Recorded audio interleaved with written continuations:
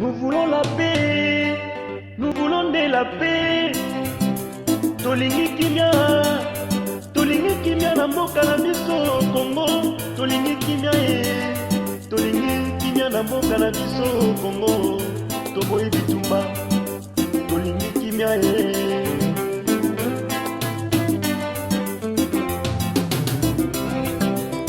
Tolingi kimia na mboka na biso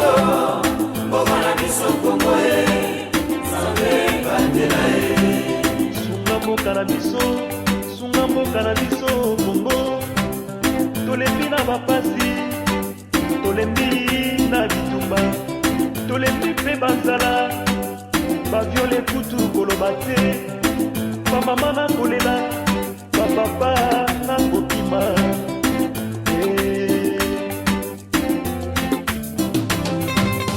Ezali kaka yo Nzambe okokangola Congo. Ezali kaka yo Nzambe okokangola Congo. Congo na biso Congo mabe ya Nzambe. Congo ya biso Congo mabe ya Nzambe. Congo na biso Congo mabe ya Nzambe. Congo na biso Congo mabe ya Nzambe. Congo na biso Congo mabe ya Nzambe. tozali bana ya Nzambe, tosambela.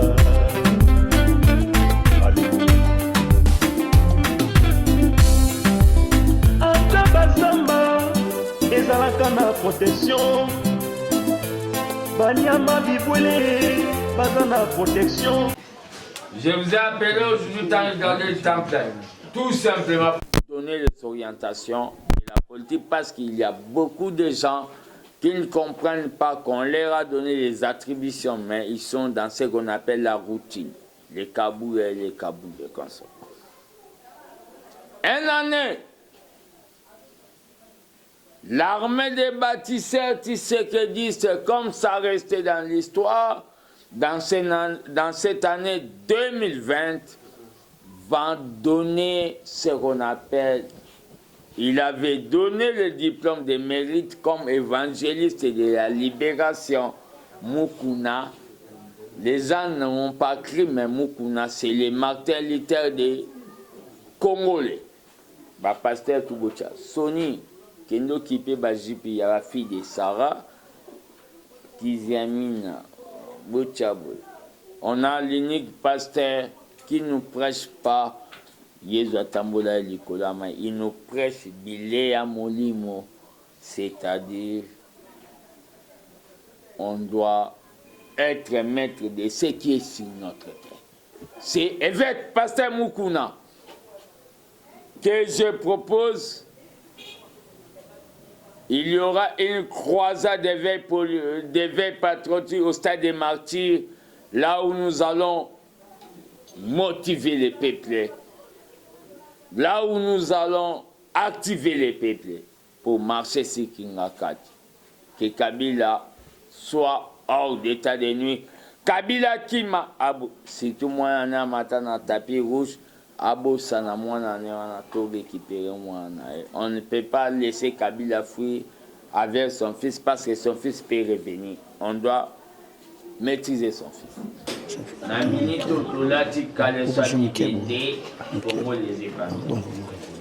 Nous allons vous demander de nous suivre. Ça comme des liens, c'est des caméras. Alors, on dit pour et le oiseau ça là pour le oiseau récupérer dans il y a ancien militaire et ça a mis au loisir et ça a mis au bien et puis ça a mis au ça combi a besoin de diplôme. Bonne-moi Mario a besoin de diplôme. L'effet Gassali au Babéni pas question Bobby Misambo na banque. Et comme il y a son présidence de la République, on a passé diplôme. Diplôme de mérite pour la bonne gouvernance. AD. La journaliste, la Moussala Bossali, dans négligé, mais au peuple andimé, Israël, sang, Bosso na politique, azozwa pe diplôme la voix libre et créer jalousie nazopesa Israël diplôme mais na IDPS bomoi nazwi bato mibale ya INC mpo nga amuta sentiment te naliaka epa mutu te. Sylvain Mutombo, ministre auprès du président de la République, Yépe azozwa diplôme nae pour l'ambassade pour l'ancien combattant. Tous les ministres à Bochana nous voyaient. Totimbe la rendement la bilan de Salaki Potoyeba. Potomon bino. Ministre des Affaires étrangères, j'ai oublié, selon le comité national. Mama Tumbanzeza azozwa diplôme malgré bazo téléméré pour na mamba passeport yé bazo sa diplomatie babengi convaincante à cause du diplôme na donc diplôme pour l'année na élection na décembre mettre de tobuli en Israël Mutombo Sylvain Mutombo Sakombi ministre ya Mambetai Mabele nao babengi bodwe mayo baoza ba diplôme na bango ministre o babengi affaires étrangères maman na biso tumbam todo pesa ba diplôme aneza euti papete selon sondage armée de bâtisseurs salade. Les problèmes ya Rwanda Fayula Lobaki Mangamu ambassadeur au Rwanda wana ya impoli photo bengana na côté l'Ifal. Totika poso muninga za na parti oyo makambo alobi même alobi nzambe aza nzambe yo alobi te satan na nde nzambe te ngana biso na armée de bâtisseurs toi ya motebi. Il faut pas un ambassadeur. Est-ce que Rwanda y a un ballon soit? Bobenga, maman bagranda, bobenga un ambassadeur à Rwanda. Bazolu kababu ma docteur ou Rwanda ou préparation des femmes. Rwanda. Bayaki na tembe bakosuka na tembe botumboli bana Kongo yebake yokosuka na Kinshasa bomoni ndenge peuple asali kasi na Kongo mobimbe kozala ndenge moko muze mutanga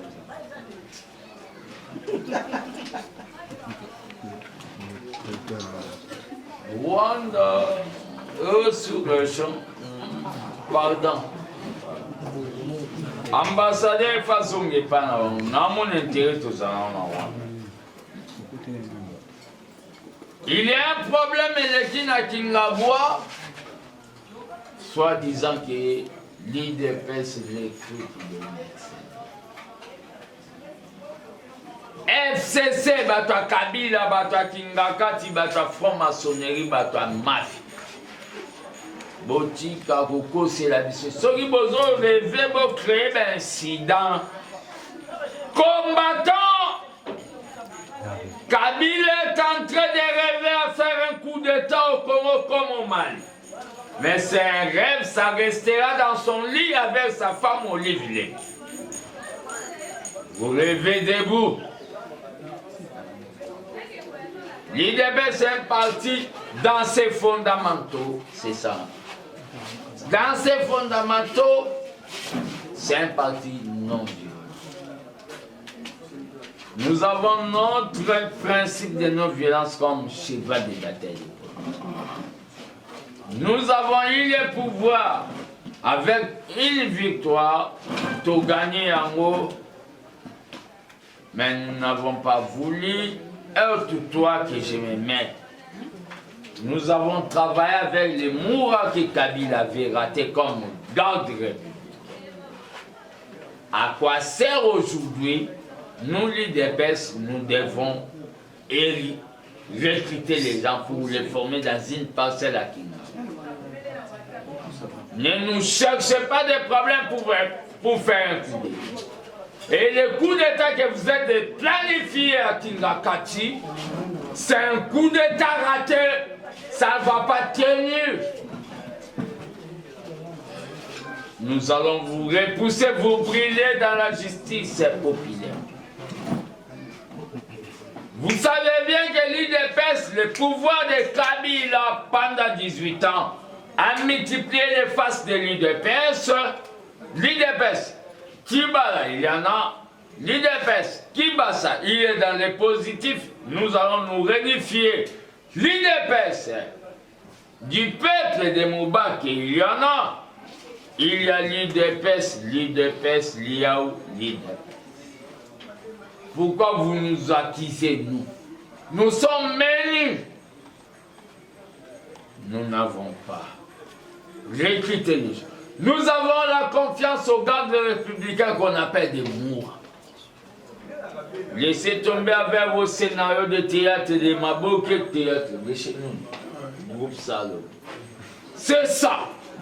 Nous, l'IDPS, nous sommes un parti politique qui est au pouvoir. Nous allons conserver le pouvoir parce que nous avons gagné. Vos histoires de Kingabwala, arrêtez les gens que vous avez arrêtés, ce ne sont pas les membres de l'IDPS. Tant que gardez du temps, je donne la précision. Toujours. Ce qui se passe à Kasumbalès. Augustin Kabouya, le secrétaire général, a entre guillemets. J'étais très étonné de voir qu'on me présente des secrétaires généraux adjoints.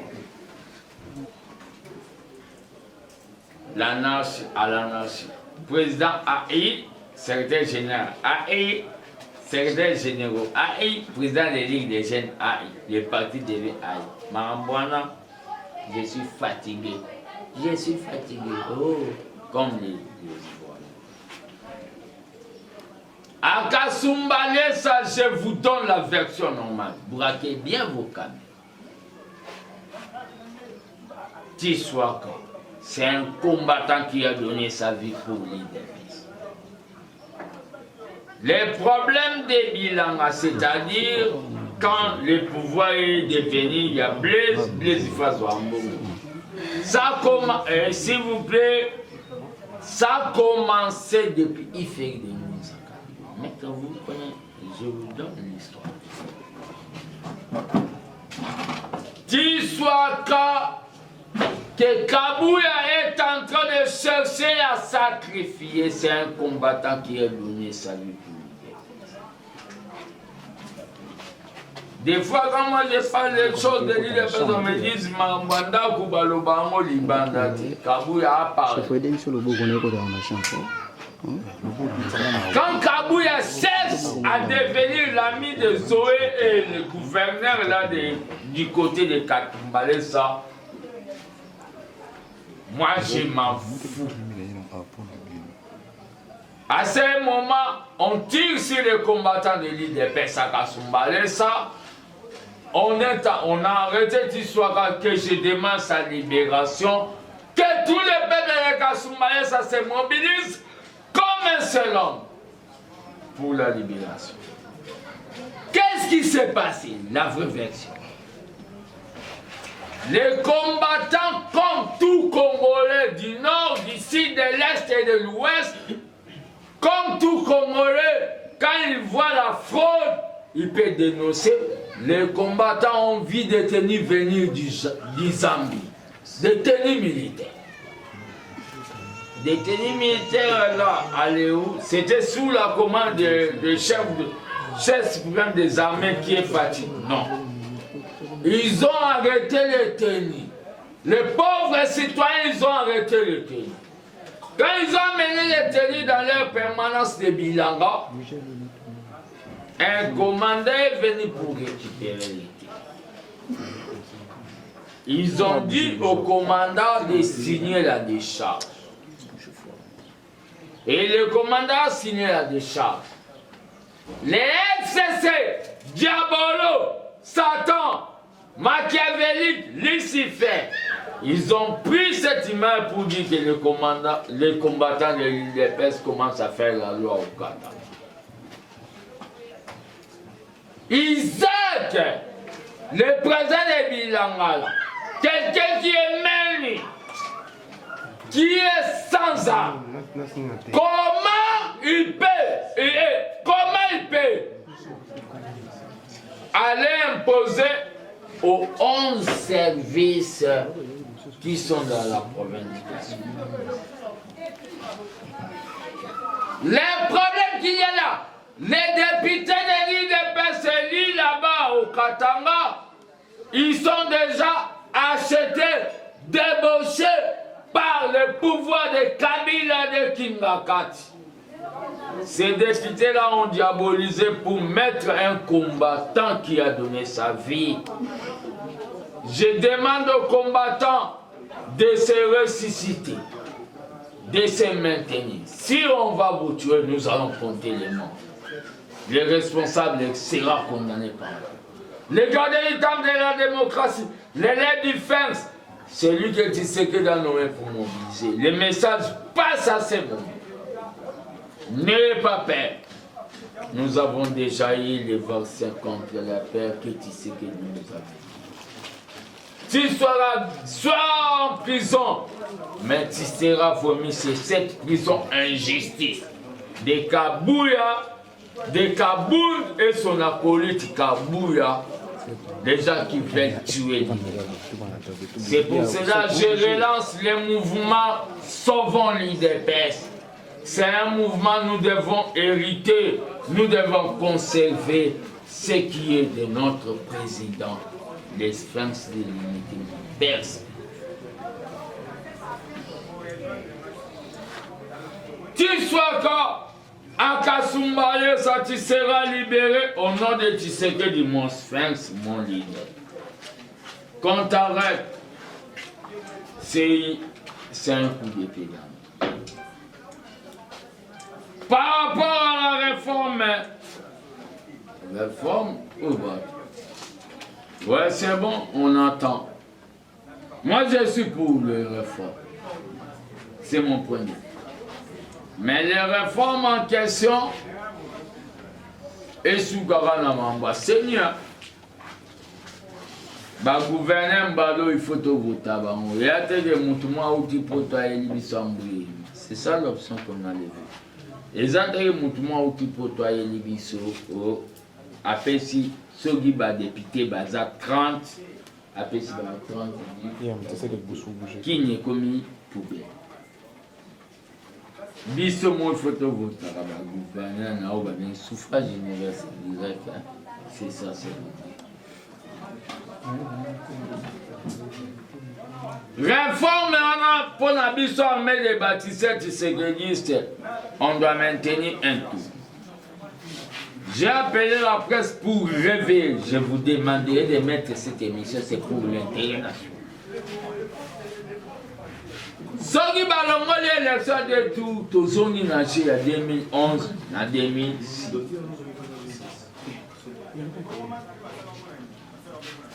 En 2011, Batrisha. 2006, Batrisha. 2011, Batrisha. Gizenga et Pambemba. Alors, moi, dans le lobby, ceux qui n'ont vu, tout le monde. Bon, j'ai là une professeur réponse dans soir. Même pas Tata Gizenga, fa, patria, Akepa Kabila. Aepsi Kabila, Olomini, Kabila Bi, Zala Kanevina, nommé au premier ministre. Malgré Gena, malgré Ashna Gosa.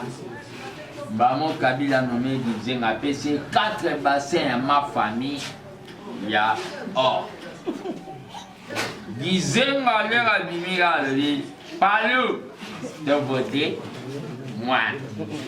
Palou Tata Mediza, moi. Mbemba.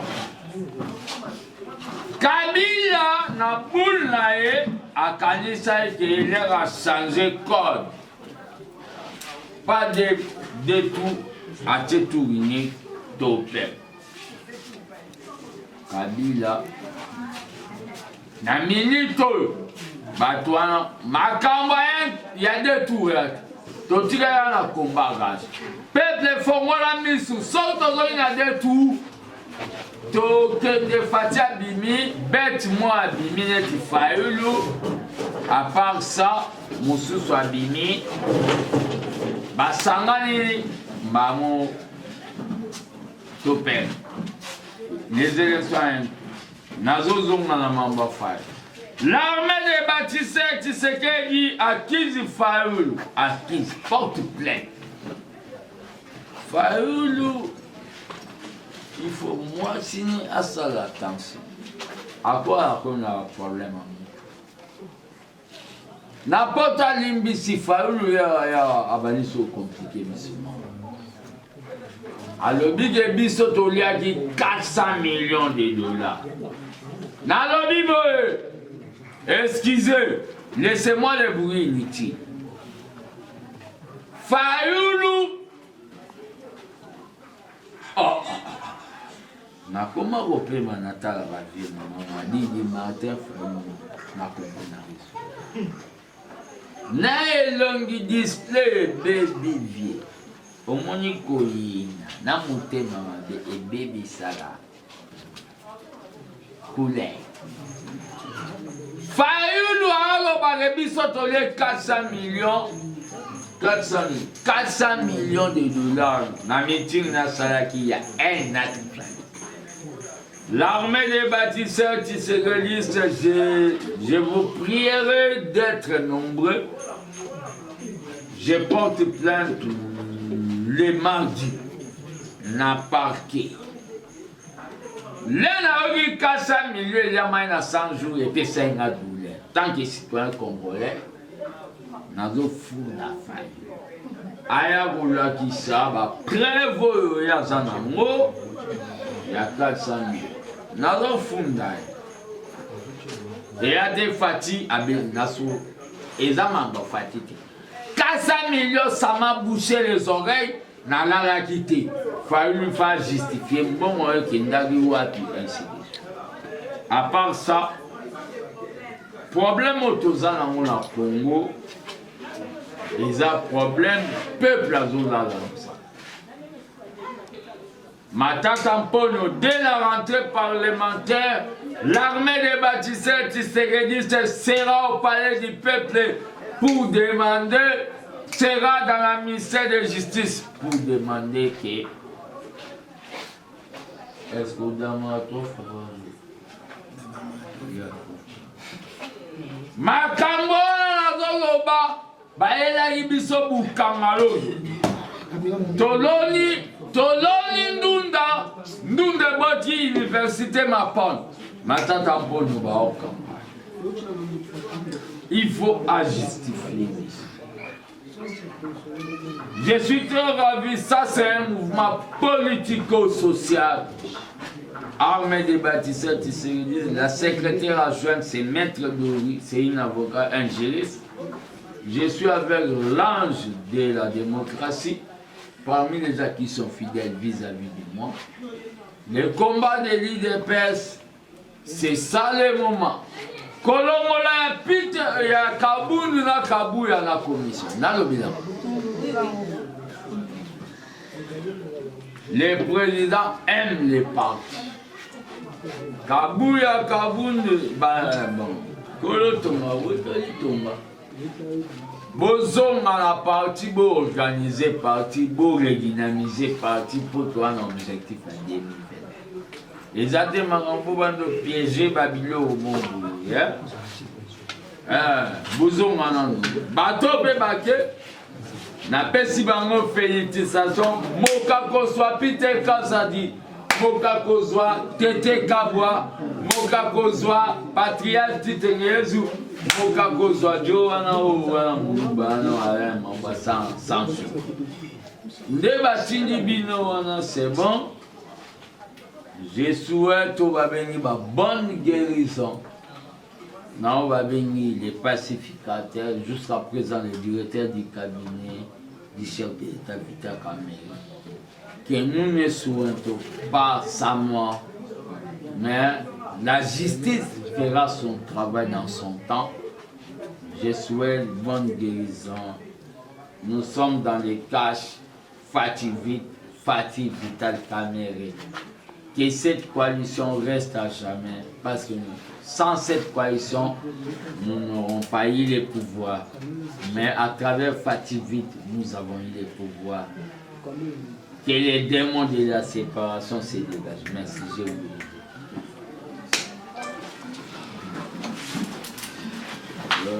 Deux questions dans les plateaux.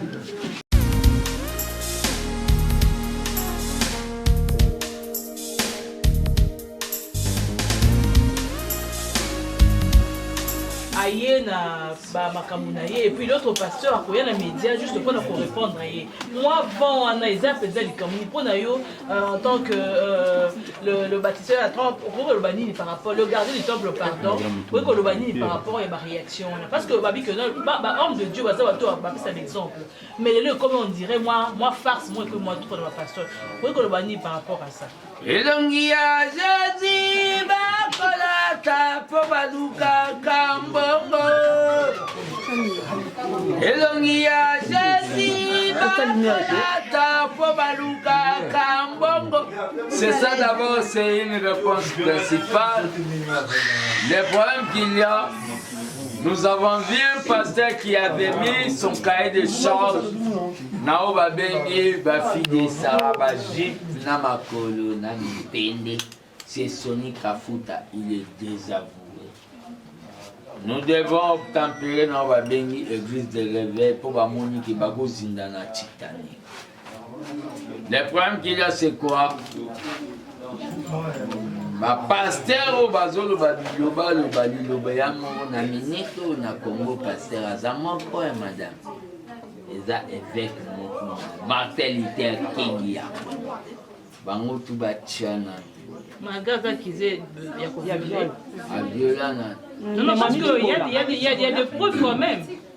Mami Tibola azamu mimo babenga les non aza folte ya koleka pe na média pour aza mwasi. Mais Pauline la justice état des droits.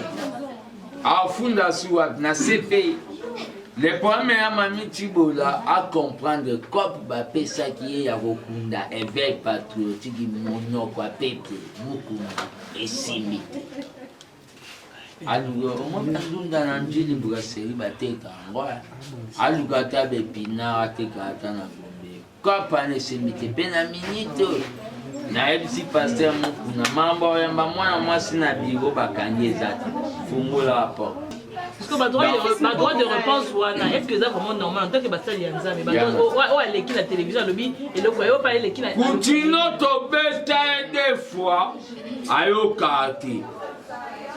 Abima yaza danger na mbogo aza na avion, tout le monde avion. Et quittana alumba kuna a quitté ba jipe bana basi tout le monde avion. Fils Moko, tout le monde est sorti. Continue so Sony. Namboko na lubata continue ba tout sauvons le Zélanon makambu namboko maramba mabonza toyebi bokipe mabonga mais mukuna c'est mon copain tozo futa na stade Marty Kalat croisade d'éveil pour d'éveil. Tout le monde est sorti à mais il y a PTRD, c'est comme si Bata Conton a sorti à Aloli. Voilà, puis comment fait-il à violer vos PC justice quand on a puberté, on a facilité quoi. Bangonde baza ba éviter que tout ça va mamu. Les batailles ministre de la justice tobi déconnecte-toi. Ba éviter que ba bilo ba olinga ba yangonde na zolo bana ba mettre il faut mobiliser, j'essaie votre capacité. Tozo beta bangono nous le ba osonga le 15 ans. Makamba be bangomo bato FCC basala qui motion de méfiance na ministre de la défense. Bato ba ku fédéré na be. Tozo beta bango eloko mo armée de bâtisseurs. So il dépêche ba la bala na ba matinée politique na bango. Mais armée de bâtisseurs on a na okamba na bango so atiseke na o ba bengi mozola sele. 12 ans na msi. Les 15 questions. C'est comme si l'UDPS favorise le pasteur parce que aujourd'hui le pasteur lié à ça qui même genre il y a viol Eliane mais affaire il y a Eliane le dans le nord tout fait toute production dans l'outil. Qu'est-ce que aujourd'hui le pasteur qu'on appelle à Kenya na bavi Rwanda.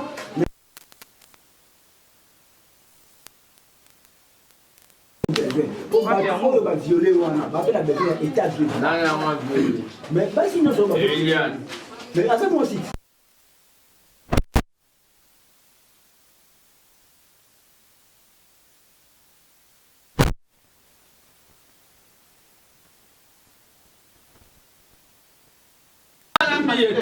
Mais on a mis une question piège. Il y a la relation. C'est qu'il y a la relation. Il va passer en général, il va passer en plus. Il y a un syndicat va passer. Mukuna c'est mon copain, c'est mon compagnon. Et bon, bien, namona banze munaimba. Akili maramne. Moi c'est tout à fait. Le gardien. On a une question, on a jamais côté de bien cabinet. Ce qui total IDPS nyonso baza d'accord que justice c'est kati malamu. Mais koyoka yo awa olobi ke tozo de la justice ezala moi malamu na ebité pona yo. Justice au basal pour la Vital Camere et ça madame tout madame namoni bino problème te to yoki ne olobi kina to yoki no olobi nana lobi ke marambo Camere bonne guérison na bige justice eza madame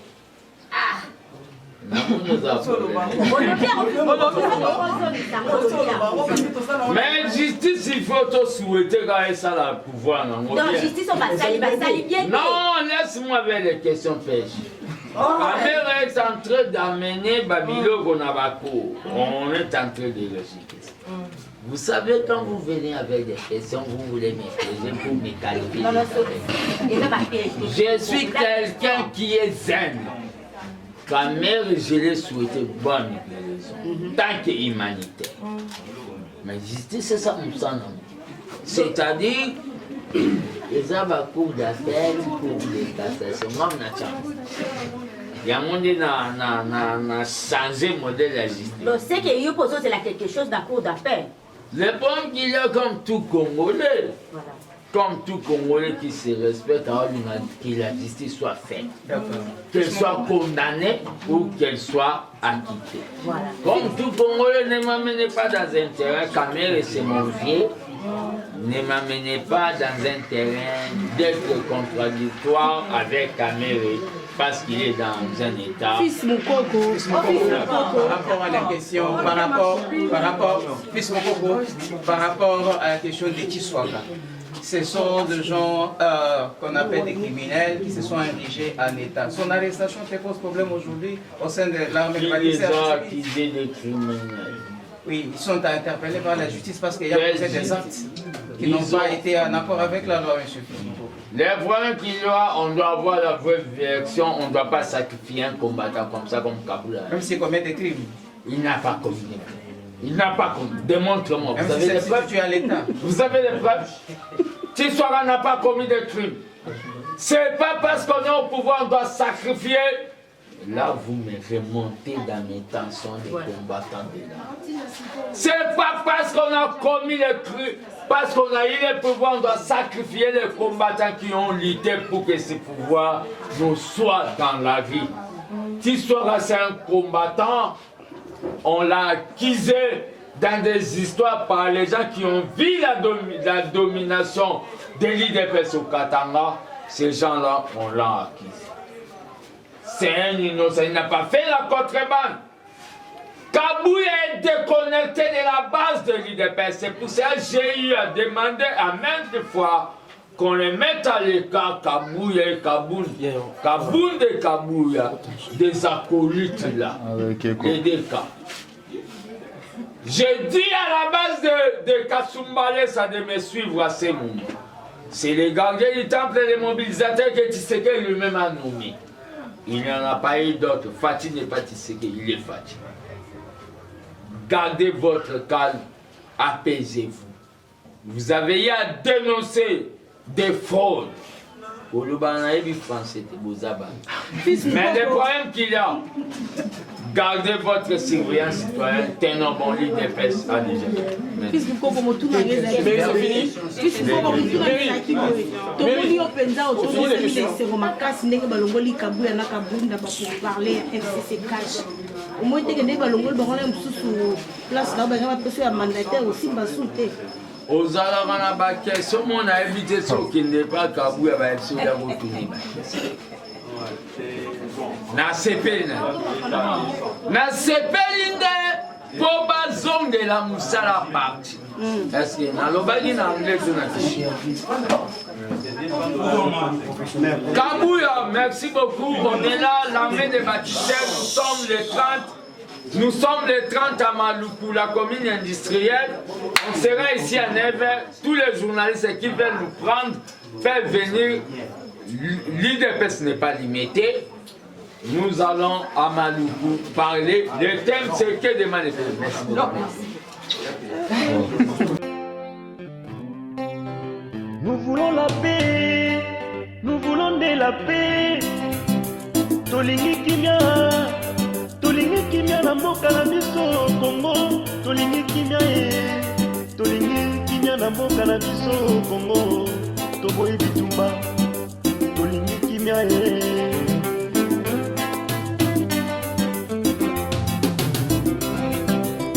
Tolingi kimia na mboka na biso. Mboka na biso Congo Sambe bandela Sunga mboka na biso Congo. Tolembi na bapasi, tolembi na bitumba, tolembi mpe banzala, baviole kutu koloba te, bamama na kolela, bapapa na kokima.